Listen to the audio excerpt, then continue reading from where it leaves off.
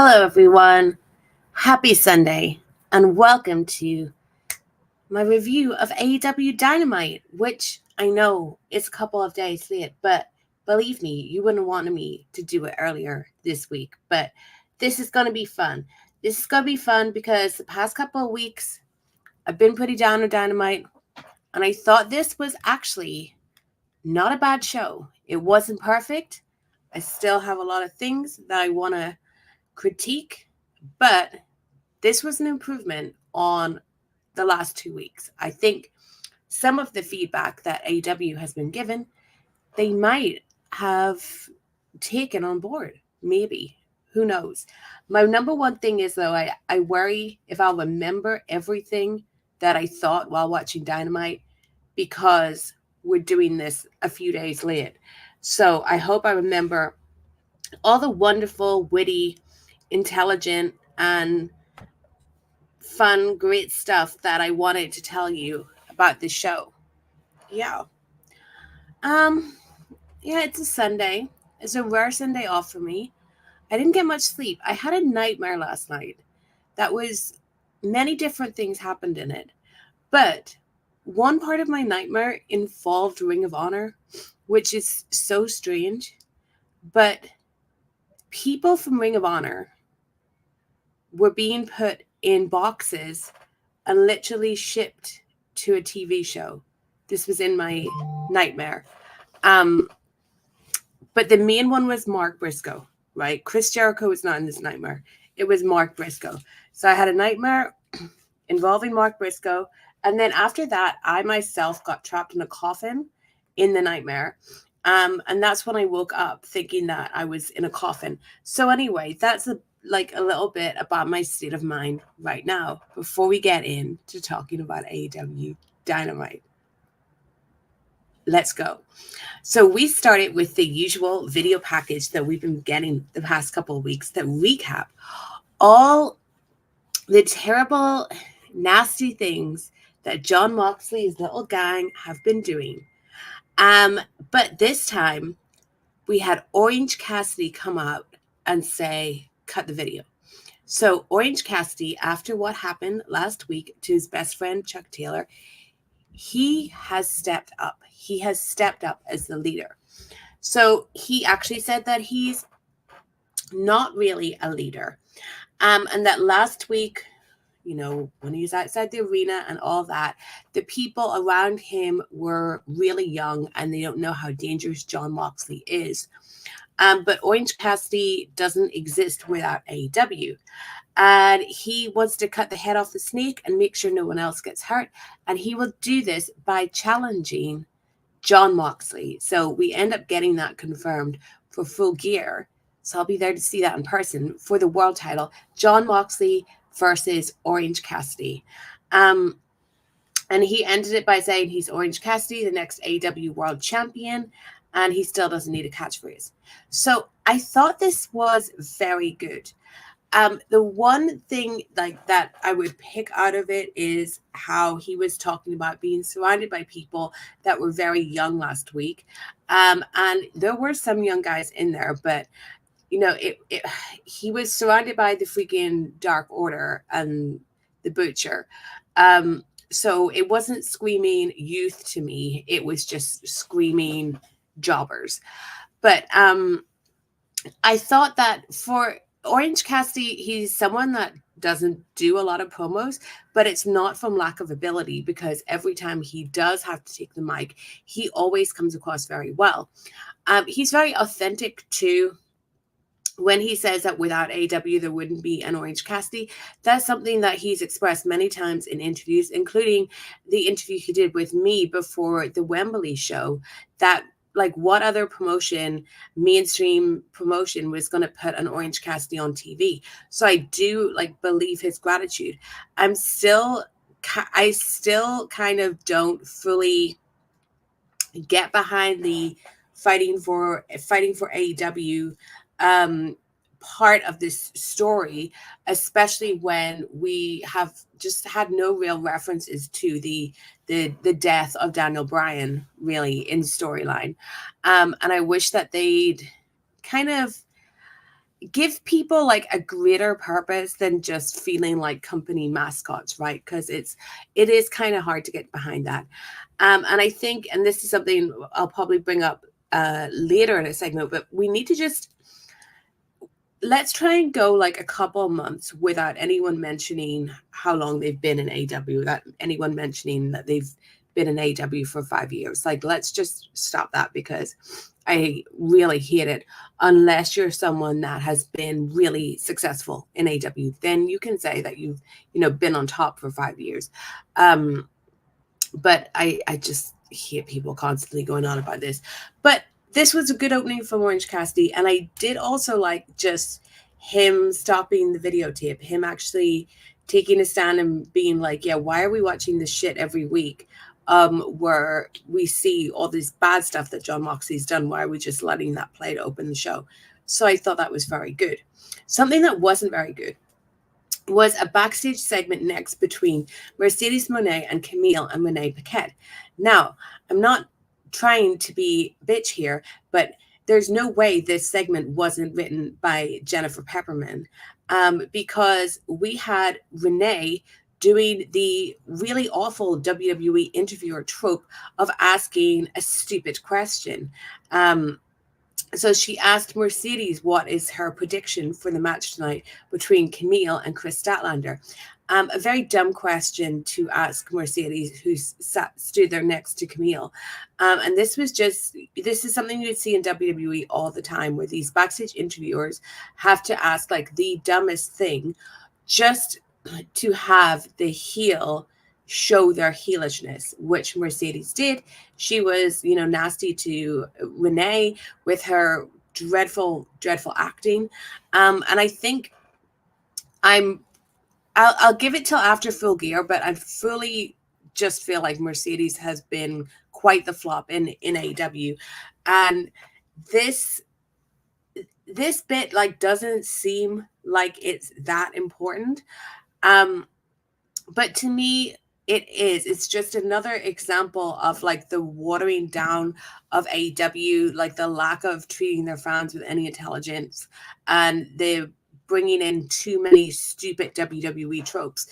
If you wanted Mercedes to get across how arrogant and vain and awful she is, there are ways you could do that without sending Renee out to ask an idiotic question that Renee wouldn't actually ask, unless it was Renee when she was in WWE being scripted by maybe Jennifer Pepperman. So I did not like that bit at all.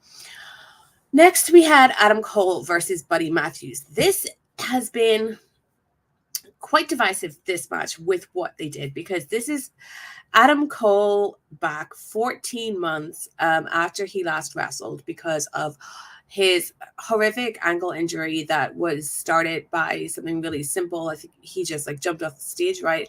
And then he went on TV and traveled with it for quite a while because he was part of an MJF storyline. And then they realized that he should probably be healing this. And now he has a dead man's bone in him. So quite the series of events here. But now Adam Cole is back. I am going to come down on the negative on this match. I did not like it. They basically were trying to get over how Adam Cole like might not be ready. And they had the doc, Chris Sampson, I think his name is, coming out and trying to call off the match. And Adam Cole was like, no, don't call it off.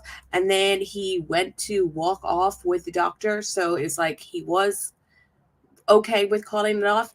And then Buddy Matthews basically like called him a little bitch, and like that fired him up. And Adam Cole was still doing things like Panama Sunrise and whatever that really went against the idea that his ankle was in any kind of bad shape. This felt like, how I've said before, how sometimes the storylines feel like the writers aren't allowed to talk to each other. This felt like it was agented by two different people. Like two halves of the match, and they weren't allowed to talk to each other. It felt like Adam Cole himself was not clear in what he wanted to convey in this match, and was given two different ideas and just decided to do both of them, even though they didn't make much sense side by side. There's a lot made, I think, online on like Adam's appearance, and I'm definitely not going to address this, but Buddy Matthews did look like an absolute beast here, and the crowd seemed to be behind Buddy, which is wild when you think of how long Adam Cole has been out and how popular Adam Cole just is in general, not just as a wrestling character, but people will always tell you he's the nicest guy, like really genuine guy. And the crowd seemed to be more into Buddy. And maybe that was because Buddy seemed like a beast and Adam did seem a little bit like a little bitch, right? But I think another reason is that the AEW audience is exasperated by this Adam Cole MJF shite. Like they even showed during this match MJF in his like mansion, like AI generated background type thing, sitting watching the match, which was so completely pointless because that's and it feels like another WWE thing. It's like why would they be putting cameras to get a live feed of MJF's house for this moment when he watches this Adam Cole match? Like, no, it's not like the time they put cameras in Judy Garland's hospital room when she was nominated for an Oscar. You know, like this is not that big. So that was just really stupid to me as well, like showing MJF. But people just don't want this storyline to continue. And it feels to me like it's MJF wants it to continue this stuff between him and Adam Cole. But he's not willing to think of any unique ideas because we're basically doing the trials, like the labors of Jericho or what happened with Cody. We're doing the MJF trope of you have to go through all these people to get to me, and it's just stupid. Anyway, the lights went out after Buddy offered his hand to Malachi for not Malachi. Spoiler alert! I jumped ahead to Adam Cole for handshake, and when the lights came on, it was Malachi Black that Adam Cole was shaking the hand of. So Malachi Black is the next opponent of Adam Cole, and I will say that if Malachi Black jobs to Adam Cole, then it will be proof that Adam Cole genuinely must be the nicest guy in the business, because Malachi Black's reputation is that he will not job to anyone. So if someone has convinced him to lose to Adam Cole, then Adam Cole really must be super, super, super, super nice, you know. That was the handshake thing was cool, but overall I wasn't a fan of the match. I want to be behind Adam Cole because I know he's a nice guy, right? And that should not factor into it. You know, they should be giving me reasons to want to cheer for Adam Cole and want good things to happen to Adam Cole, like on screen. You know, like I now want to cheer for Orange Cassidy after his promo. Okay. I don't want to have the only reason why I want things to work out for Adam Cole to be that I think Adam Cole is a nice person. That's not enough. And I think as long as he stays in the MJF vortex, I'm not going to be given a better reason to cheer for Adam Cole. Yeah. We had a backstage bit with Private Party and Christopher Daniels, and he brought up the history of SCU having to break up when they lost a match to the Young Bucks, and now per Frankie Kazarian is over on the Impact Zone, and he reminded Private Party of what they were risking. More on that later, and more on Christopher Daniels later and his portrayal. So as if this wasn't enough, Adam Cole, we then got this segment in the trainer's room, which if you were watching this on Thriller and your ears were open, you knew this was coming after the break because you could hear the director setting this up as the show went to break. Like we had the Thriller break screen with the music, but in the background you could hear, okay, next, Adam Cole, Undisputed Kingdom, trainer's room segment, like setting it up. There is going to be more gaffes like this on the show, but this just made me laugh so much because I was just sitting there like, okay, well, I know what we're getting next. We're going to get more from Adam Cole. So Adam Cole then is in the trainer's room and he's just doubling down hard on this MJF bullshit that no one wants. He says that that MJF is fake for thinking that he and Adam Cole would ever be friends, that them working together would never work. He brought up like what MJF did to people like Daniel Garcia. Remember that? That's a fucking... I'll get back to that. And Wardlow, and so he won't be the next in line. MJF needs to be taught another lesson. What they did, the Undisputed Kingdom and Adam Cole, what they did to MJF, so I guess all this devil stuff is like basically because MJF deserved it and they needed to save AEW from him. And this is just fucking awful. This is just pure doubling down on a storyline that people don't want, and that doesn't make sense. It doesn't make sense that Adam Cole is the babyface, but they've had to do it this way because MJF wants to be a heel, right? That is why they've had to do it this way. And then it's like Adam, they won't stop convincing us that this all makes sense when we know it doesn't. And they're really just treating us like idiots. If I was him, I would not have mentioned Daniel Garcia because Daniel Garcia, who got beaten down by MJF at the last pay-per-view before Adam Cole came out, that was completely unnecessary. Like MJF just came out and made Danny look like a fucking loser, the guy who had just announced that he resigned by AEW. And I really do feel with a little bit of knowledge, shall we say, that MJF just gets to run his own show. And we hear, like the other week I was listening to WrestleNomics and they were doing like the hierarchy of influence in AEW type thing, because with WWE you're looking at executives, you're looking at shareholders, and AEW is very different. And very high up the list was wrestlers that Tony basically wants to appease, that have a really big influence on AEW. And I think that when we think of this, we think of certain older names, but to me, MJF seems to have the most influence of being able to do whatever he wants. We were subjected to that Cole and MJF storyline for so fucking long when it was driving people away. And now, after it's driven away, a large portion of the audience that wanted something different from AEW and didn't want to see things like this, he's being given a second chance with it. And it's just not good. It is not good at all. And I think that I think MJF is very, very talented. But I've said this before about Max, that he's not as smart as he thinks he is. He's someone that still needs guidance and needs someone to tell him no sometimes. And Tony Khan is not capable of doing that with Max. He's not capable of doing that with Max.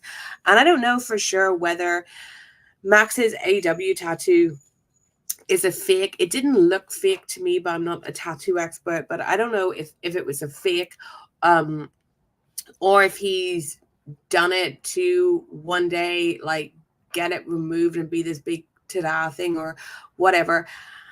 I don't know.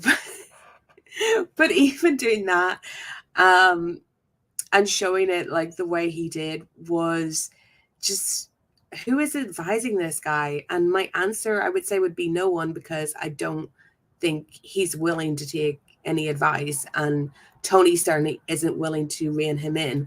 And we have all this stuff going on with Jon Moxley. Whatever you think of that, we have stuff going on with MVP in the Hurt Business. We'll get to that. But MJF, more than anyone, seems to be allowed to be able to exist in his own universe, sometimes in opposition or detrimentally to the other stuff that's going on in the show. Sorry, rant over. Next up, we had Kyle Fletcher, new look Kyle Fletcher, with Don Callis. I thought that Kyle's new look was interesting. It made him look older to me. It made him look like a villain. He made him kind of look like Don Callis. But I thought it worked pretty good as a heel look. So he called out Will Ospreay. Will Ospreay wasn't there. And then we get Mark Davis, another guy that we haven't seen in so long, and that is Kyle's Aussie Open tag team partner. And basically, Kyle offered to bring Mark Davis into the Don Callis family. Mark was like, how could you do the stuff you did to Will Ospreay? That's a guy that we called a brother. So Mark doesn't want anything to do with Kyle and Don. And then Kyle's like, you're always going to have a spot in the family, and one day soon you'll have to make a hard decision. I actually really liked this, though. The thing I really didn't like was one of the commentators, and I wish I'd written down who it was. It might have been Shivani, because Shivani is scared of dead air. Like, he's scared of letting stuff breathe and there being silence. So sometimes he just puts in like the most unnecessary comment. So I hated whoever it was on the commentary desk that said, I think he's already made his decision when it came to Mark walking away. I just really didn't like this. I thought this segment was really good. I liked this way better than what they did with Kyle last week, because I thought even though Kyle did pretty well under pressure, he talked for a long period of time, it was just too long and he didn't have the experience to carry it. And I really thought that Don should have looked out for him a little bit and been like, hey, let's cut a couple minutes off this before we get to the head shaving. But this was much better. This was much better. He's better right now with smaller amounts of talking. I do think that Mark got no reaction, or he certainly didn't get one that was audible on the telly. That doesn't surprise me, because I've been to quite a few AEW live shows where Aussie Open were on the show, and as someone who has been around the UK scene, actually worked with Aussie Open,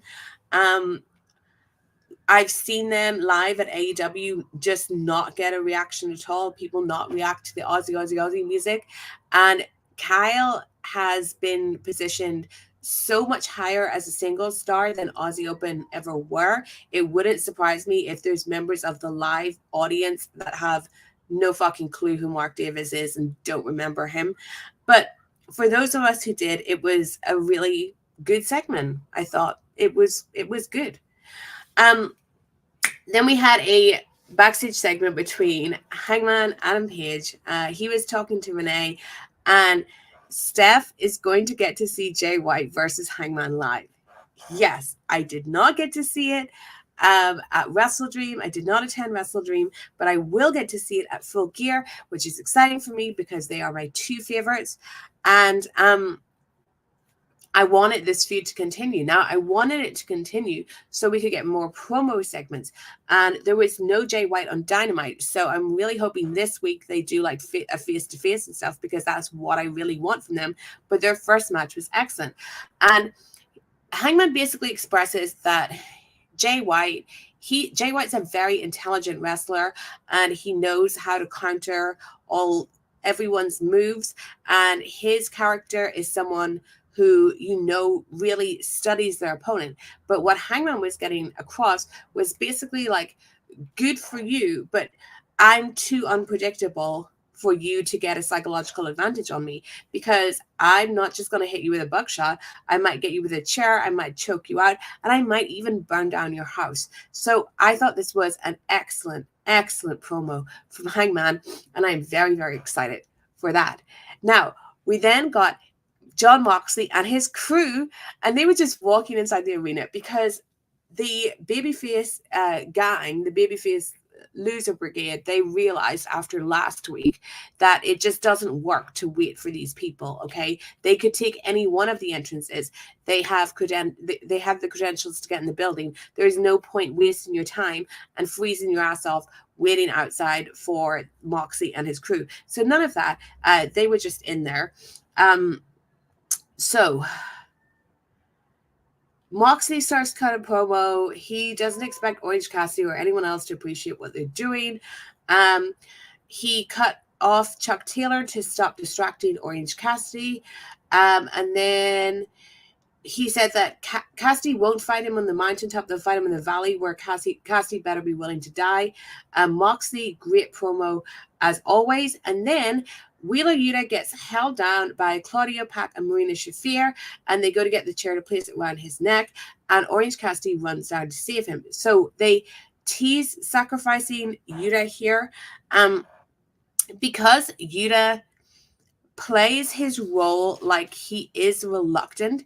It is hard to definitively say whether they did this to Yuta without Yuta knowing, as like one of their scare tactics, where they made him think that they were going to sacrifice him, like a scare tactic to keep him in line, or if Wheeler Yuta was in on this and was like, yeah, guys, pretend that you're going to break my neck. That's fine by me.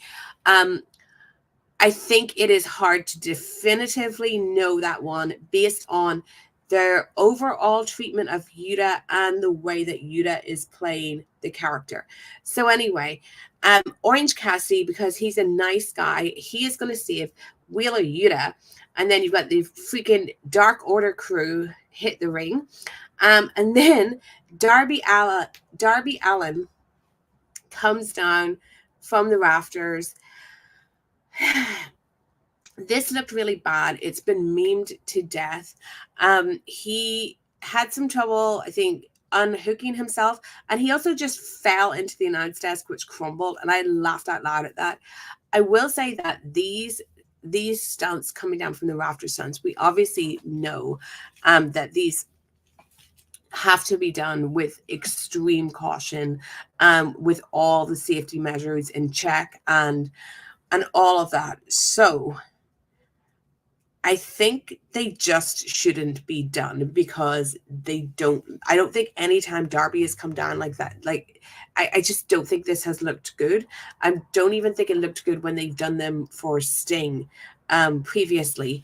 But Darby here looked awful. He did look just like a little rag doll falling from the ceiling. The camera angles were not good on it either. And then him falling in the desk, just like, honestly, I laughed so hard at that, and that should never be happening.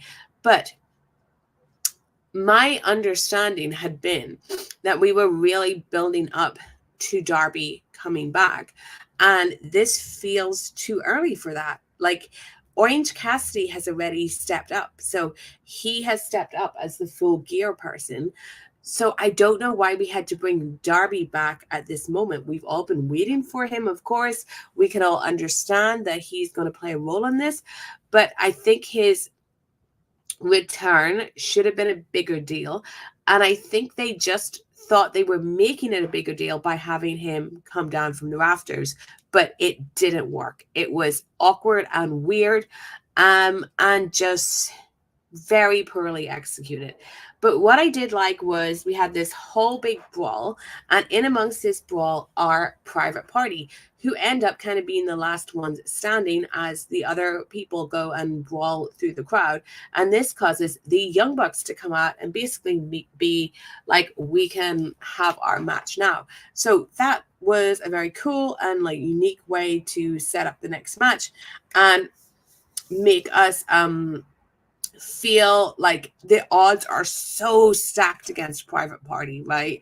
Not only did they like lose the previous match they had with the Young Bucks, but they're going to have to split up if they lose. So think of the pressure, the emotional pressure. They didn't even seem on the same page about that. They have to worry about Moxley's crew, and now they just have to have this match after this big brawl has taken place. So I thought that was a really good idea. Now, when it comes to this match between Private Party and the Young Bucks, I think it just depends on what an appetite you have for these matches, especially Young Bucks matches where there are tons of near falls, tons of kickouts, and tons of drama. But I thought this was really, really well done. There were some spots in this that were really cool, especially I think it was it Quinn who made a really like close save out of nowhere. We had Okada getting involved with a tombstone and Quinn. So, and there was a lot towards the end, including a Matthew hitting a one-winged angel as well. So the teases for Kenny Omega. But in the end, Private Party, they win with the gin and juice. I'm just not good at recapping matches that are as crazy as this, but I really liked this. I really thought it was edge of your seat stuff. I understand that some people will say there was too many kickouts, too many finishers hit, stuff like that. But I thought they got over the story really well. And I think that they haven't done the best job at rebuilding Private Party. I don't think they've done a great job at that. However, this past week and this match in particular, if you weren't previously invested in Private Party, I think you got reinvested because of that. And it was such a nice moment as well, because so much of AEW recently has been bleak misery, like all heels holding the titles, and we finally got something nice here. Now, the only other thing I would say is do I have faith that we're going to see the AEW tag team division improve and have love and care put into it with Private Parties as the champions and the Bucks going on a bit of a hiatus? And I don't have faith that that's going to happen. And I just don't have faith based on how AEW has treated the tag division recently. So I'm not optimistic, but I'm very happy for Private Party, and I really enjoyed the match. So, that's the main thing for right now. We got a really good promo from Jimmy Hayter and Penelope Ford, Penelope is not a good talker. Jimmy Hayter is. She was dressed as Daphne from Scooby-Doo, which I thought was a very nice little in-joke, because Mariah May previously called her Daphne from Scooby-Doo about 1,000 times during one bit of commentary a couple of weeks ago. Okay, I really hated the next bit so much. So I'll get into it. Right, this was a learning tree segment, and it happened at the top of the ramp. Jericho was in one of his Halloweeny blazers. Big Bill said teamwork makes the dream work. Now, Jericho said that in the Wrestling Observer newsletter, Dave Meltzer said that his ladder match with Mark Briscoe would be remembered for a long time, and it got 4 stars. He did his whole saying the wrong city gimmick. Then he said, with all due respect to Jon Moxley, AEW made AEW what it is, and he'll do the same with Ring of Honor. And he said, don't underestimate Jericho, and he'll take Ring of Honor to places they've never been before. I hated this promo so much. And if this was my company, I would not let Jericho do a promo on live TV again unless I had fully seen the script. This whole very meta mentioning Dave Meltzer thing is so fucking stupid.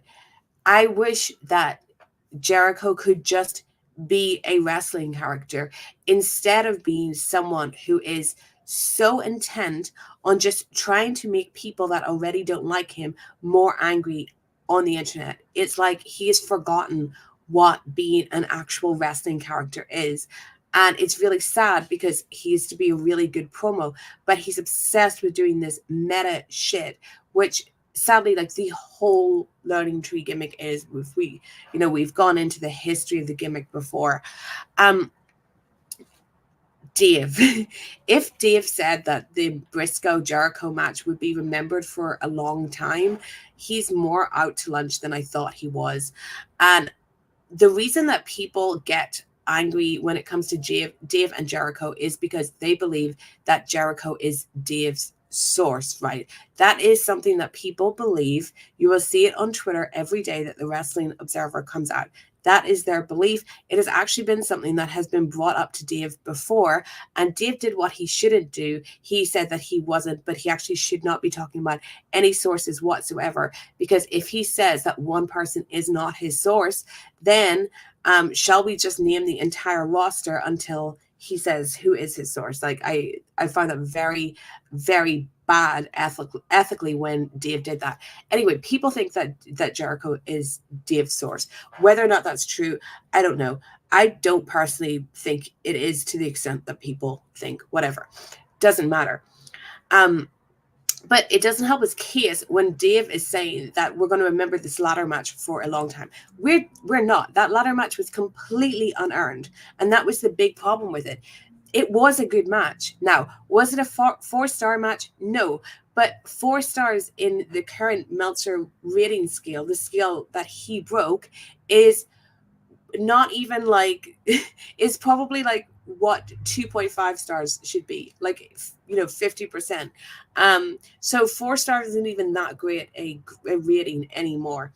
But the match was totally unearned. It was a good match, right? And you can give a good match a good rating, but you cannot say that people are going to remember this match that was so unearned and desperate to the point that I compared it to Cody Rhodes setting himself on fire.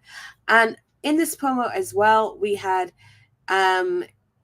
Jericho mentioning Jay again. So we're going to continue this completely unearned shit of just mentioning Jay Briscoe's name like it's a little trigger whistle for Mark Briscoe. And then there are 2 more and fucking egregious things about this promo. So when he said he's going to take Ring of Honor to new heights, he's clearly hinting at them getting a TV deal, which Dave reported they were close to in the Observer. So, it's almost as if as well, right?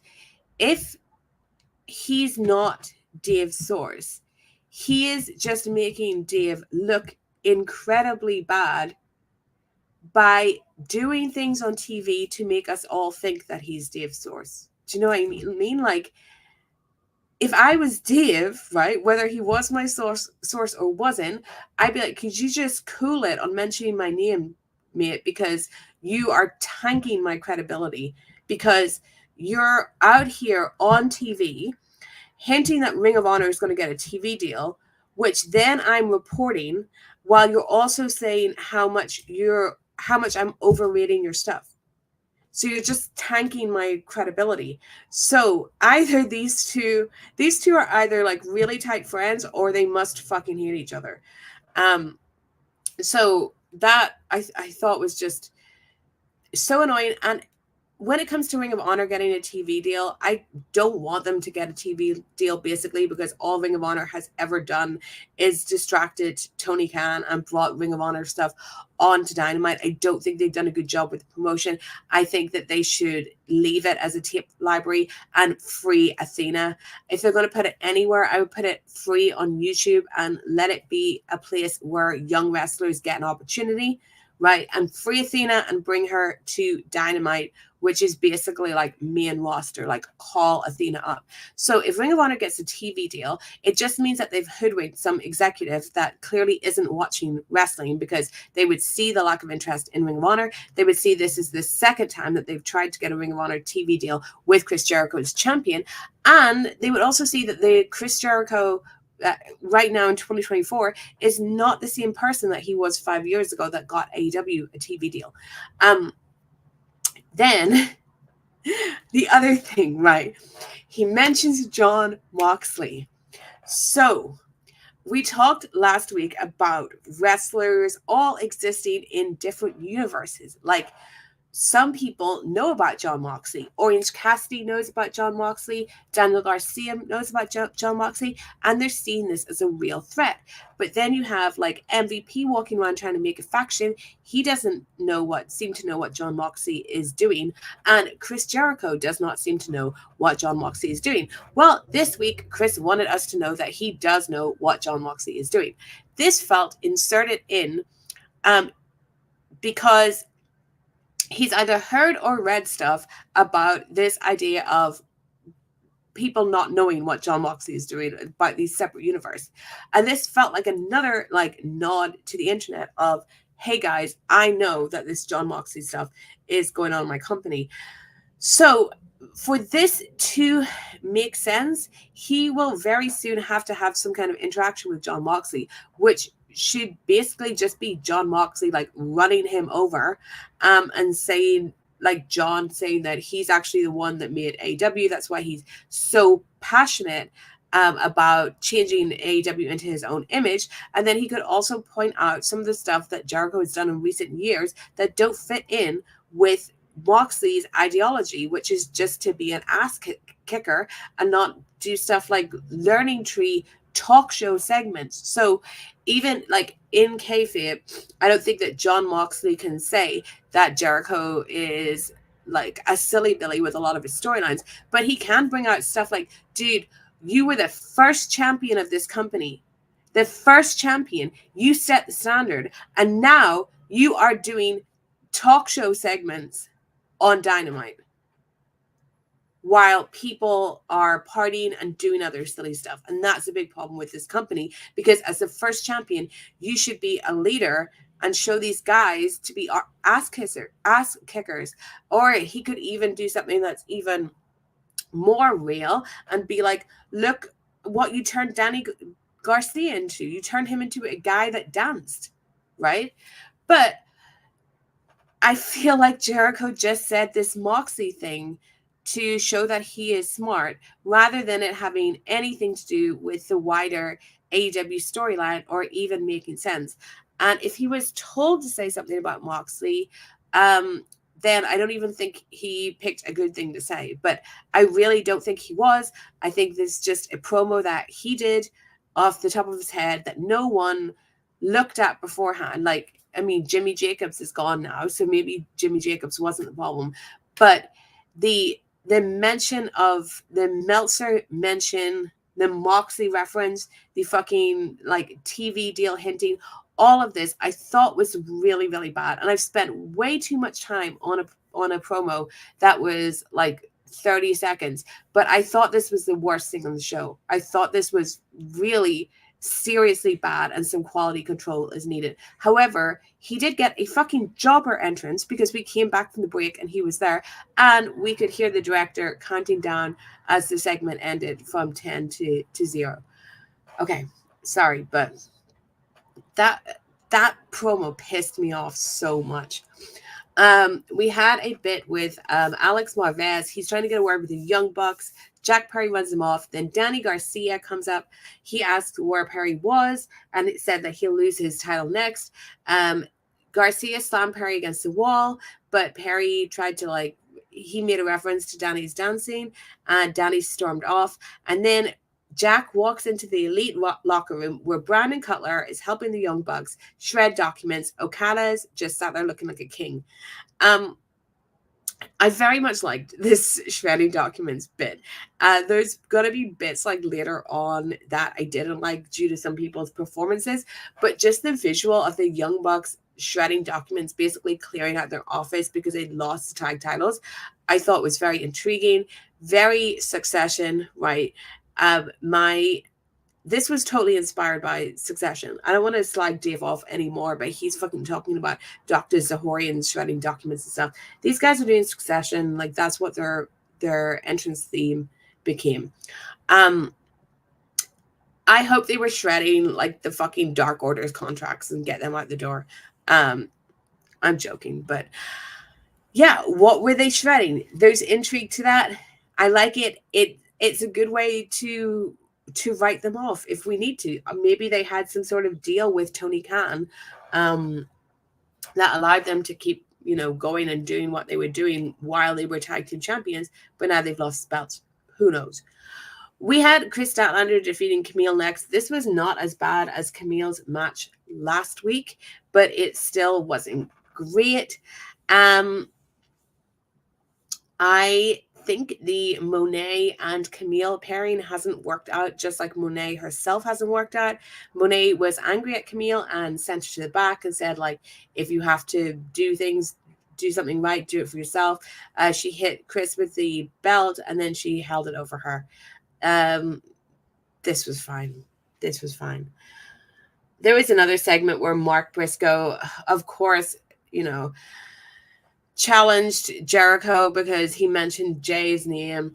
And anyway, they're going to have a 6-man fight without honor match next week.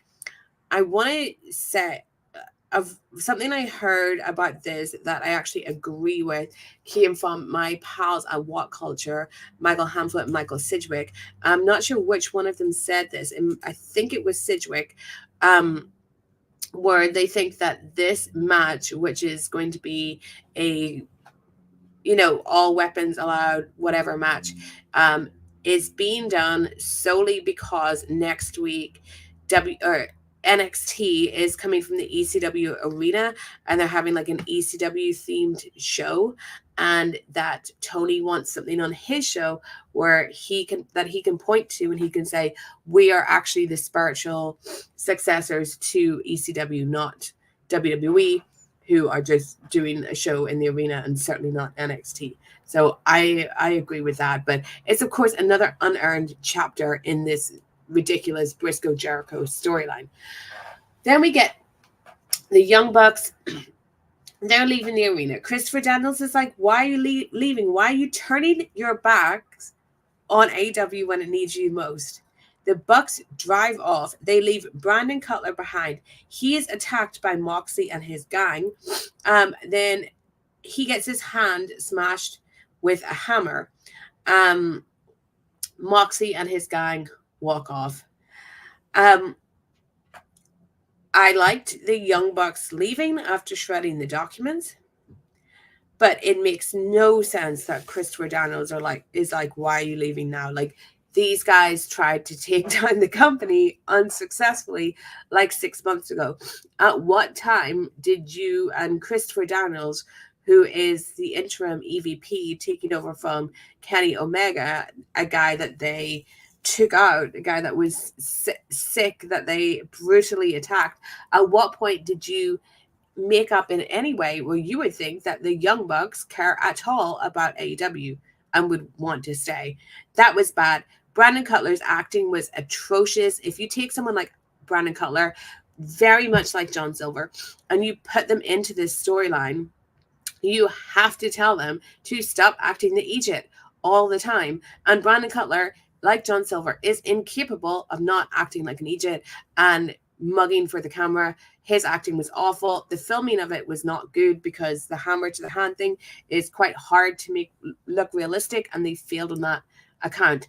So I think the only positive I can say is that I do like the idea of the Young Bucks being these cowards that shred out their documents, and once they've lost the tag team titles, they're working from home now. I think that's really good. Christopher Daniels as the interim EVP was never, ever a good idea. We still don't really have an explanation for why Tony Khan doesn't do things. This is why Tony should have never been used as a character on AEW, because he obviously doesn't want to be consistent with it. So Yeah, I like the Young Bucks bit, but like I'm not gonna like Christopher Daniels doing the worst Adam Pearce impression, and Brandon Cutler just being a horrible actor and making everything comedy when it should be serious. Like you're getting hit with a hammer, mate, on the hand, you know. Okay, then we had the main event, what we were all waiting for: Swerve Strickland versus Shelton Benjamin. Um, I thought this match was okay. I think Shelton's previous matches in AEW were better because they were a lot of a faster pace. This felt a little bit too methodical, but it was also kind of hard to watch because it felt like we all knew what was coming, right? We're all waiting for Bobby Lashley. So sometimes it's like, even if the two guys are trying really hard, like I think Swerve and Shelton was, and I don't think this was a bad match at all, but you're looking at your clock, right? Say it's 9:50 p.m. and you're like, okay, they're gonna have to wrestle for like 10 minutes more, and then we get Bobby Lashley. Like, I think that they were hampered by that. They were hampered by the inevitability of what was going to happen at the end. But Shelton wins. Then we see MVP get out his phone and he makes a call. He tells someone that they need him now. And next thing, Bobby Lashley comes out. I loved MVP making the call. I said this on Twitter, like, this gives me an element of realism that talking about Meltzer ratings is never going to give me, right? This makes things feel real, little touches like this. I believe that Bobby Lashley has just been hanging out, probably in a stretched limousine and probably with some ladies every week for the perfect, waiting for the call from MVP for the perfect moment to strike, right? I think they all arrive together, but Bobby, he just stays in the car. And because Shelton was defeated by Swerve, it was now the time for him to come out. He was wearing a suit that looked very cool, but also very uncomfortable. But if you're willing to, be uncomfortable for fashion, I like you a lot more. I thought the beatdown was great. And then it ended with MVP taking the mic and saying, guess who's back in business? And it showed them over Prince Nana and Swerve Strickland. Of course, you could hear the director counting things down, which was so bad. But also, you're watching with this urgency where you could hear the director being like, 30 seconds to off, 30 seconds to off. And I'm sitting there like, MVP, say your line. Like, it's going off the air. But so that was funny, but it's just another like AEW fuck up type thing that they just can't get correct. To not have these little glitches and errors happening. But I really like this. I'm really excited for the Hurt Syndicate.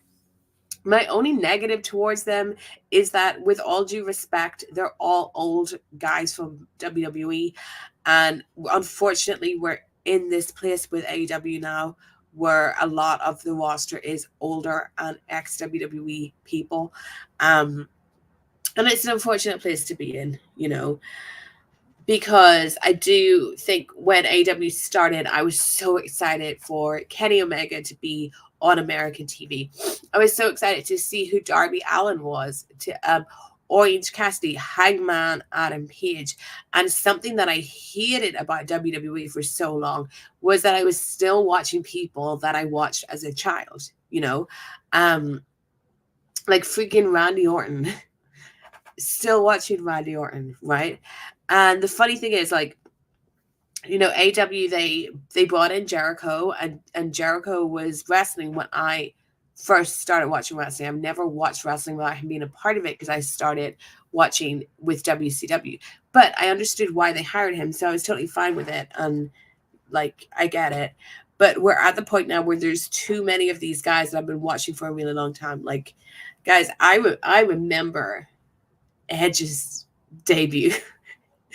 And if you told me all those years later I'd still be watching this guy on TV, I would not have believed you. But I am, and I'm watching him in the new company, the young company, right? I know he's injured, but you get my point. But I like what they're doing with the Hurt Syndicate, even if I wish that we could, move away from older guys and from ex-WWE guys. I wish we could do that. But they've been very well booked. I thought this was an impactful debut. This is something memorable, unlike that ladder match, right? This is something actually memorable. And I'm way more interested in what they're doing than the Moxley stuff. I'm just still not behind the Moxley stuff or that into it. But this was a better Dynamite than the past 2 weeks. This was a better Dynamite than the past 2 weeks. So, as I said, on Wednesday, it is NXT versus AEW. The Wednesday Night Wars are back. We had this on a Tuesday a couple weeks ago. Didn't work out for AEW. But this is NXT coming on to AEW's night, right? So, the wrestling wars, right, are fun as long as you take them in fun. There are some people who will drive themselves insane taking this very seriously and going to bat for a company that they just happen to like more than another company. But you see this all the time with stuff with like sports teams and even in music and bands and things. I will say though, I hope that AEW wins the ratings war on Wednesday because they are going up against WWE NXT in the ECW arena in a show with fucking Bully Ray on it. And Bully Ray is such a incredible grifter and such a carny that he somehow convinced WWE to put him on their young show, which is incredible. Like if you saw the NXT pay-per-view, him and Dave LaGreca, an old blowhard, let's be honest, are there as hosts of the show. They have no fucking clue what's going on. No fucking clue. And they just came off as two dads that had won a competition. So, but then to make it worse, you have Bully Ray interfering in a match in the end, getting offense on Ethan Page. Now he's going to be teaming with Trick Williams.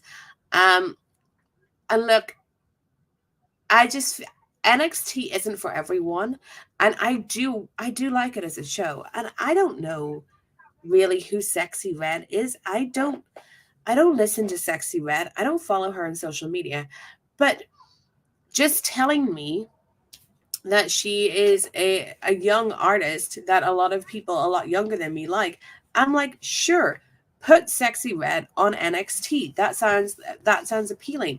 Putting Bully Ray on NXT is not appealing. And then we see on Bust Open Radio, he basically says that the best way to get the Jon Moxley story over is to imply that Jon Moxley is abusing Renee at home. Basically, like that's what he said. And this is the problem with someone like Bully Ray and these old men, I'm going to say it, old men who are out of touch and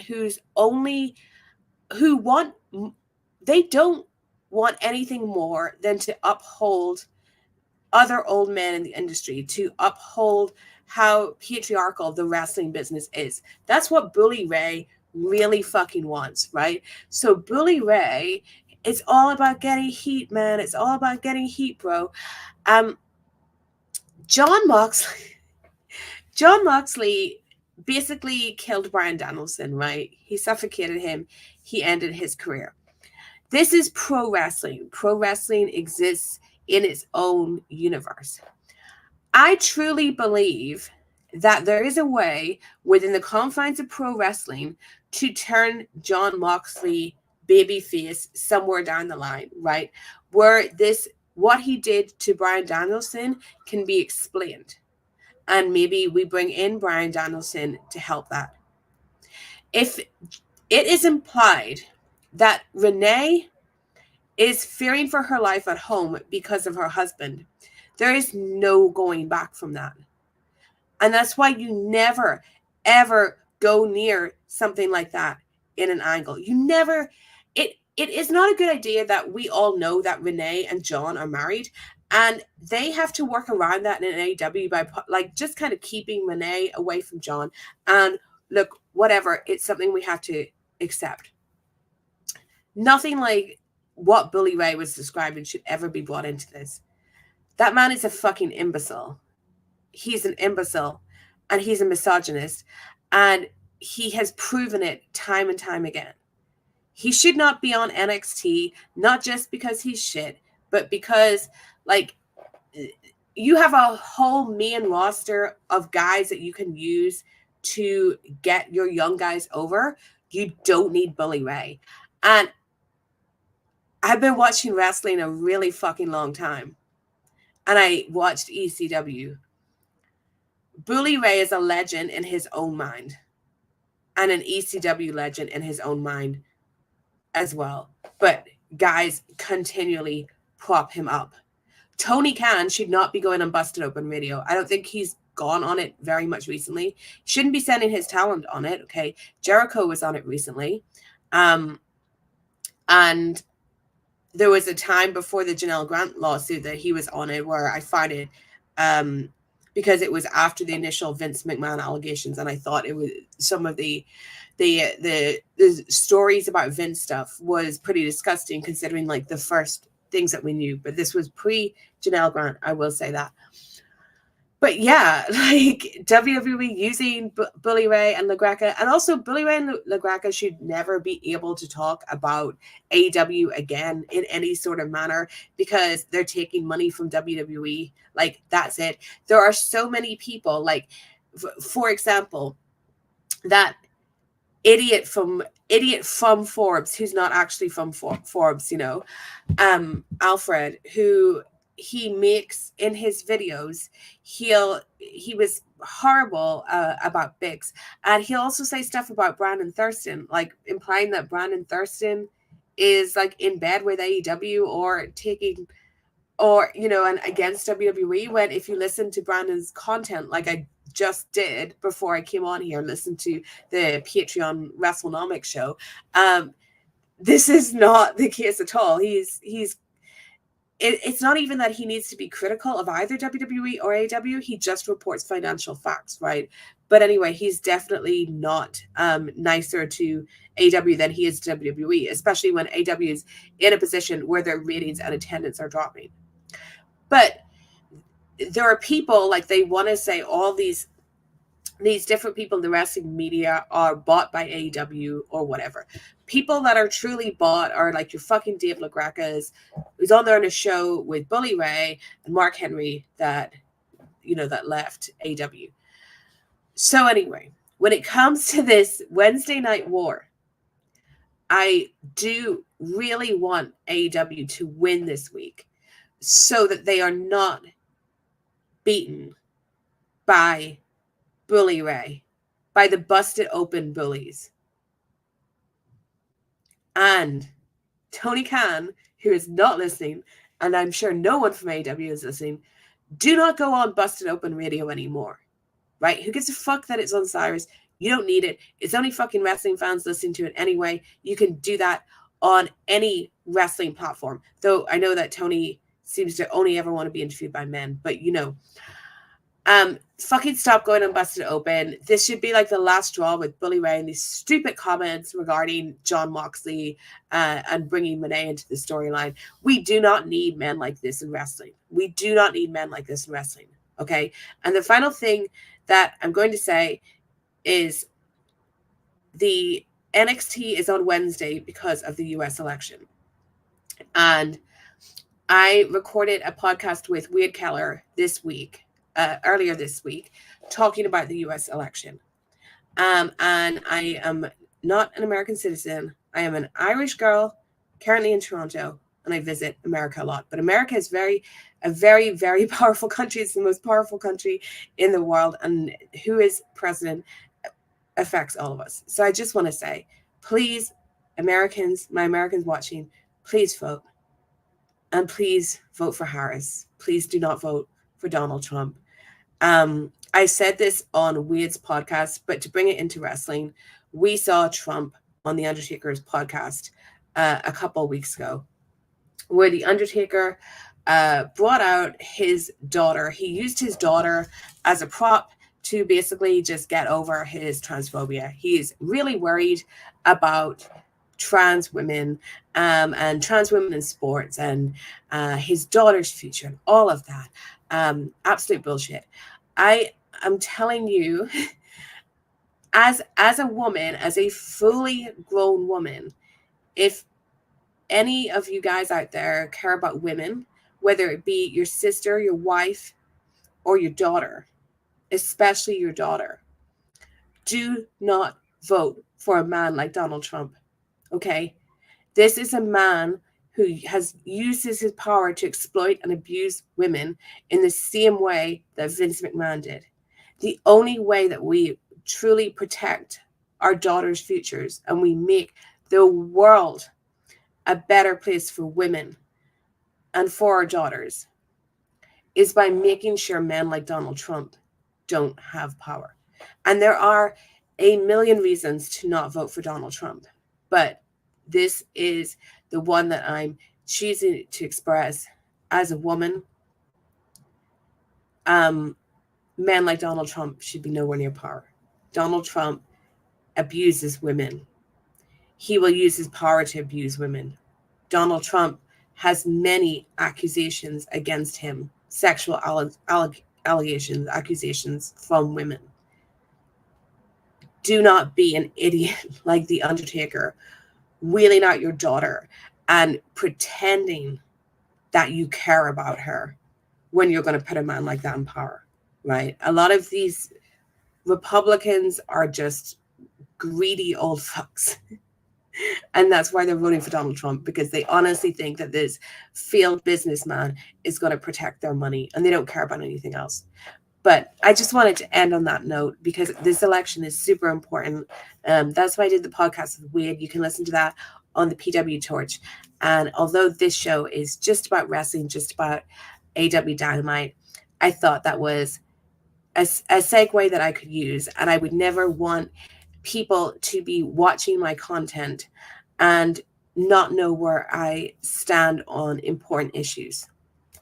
And I always stand with women. And I stand against men like Donald Trump. But anyway, guys, enjoy your week. Thank you so much for watching, even though I did this on the wrong day. Now, if you have anything to say to me, Tuesday, I will be live doing my monthly Ask Steph here on the channel, where you can ask me anything. Ask me anything.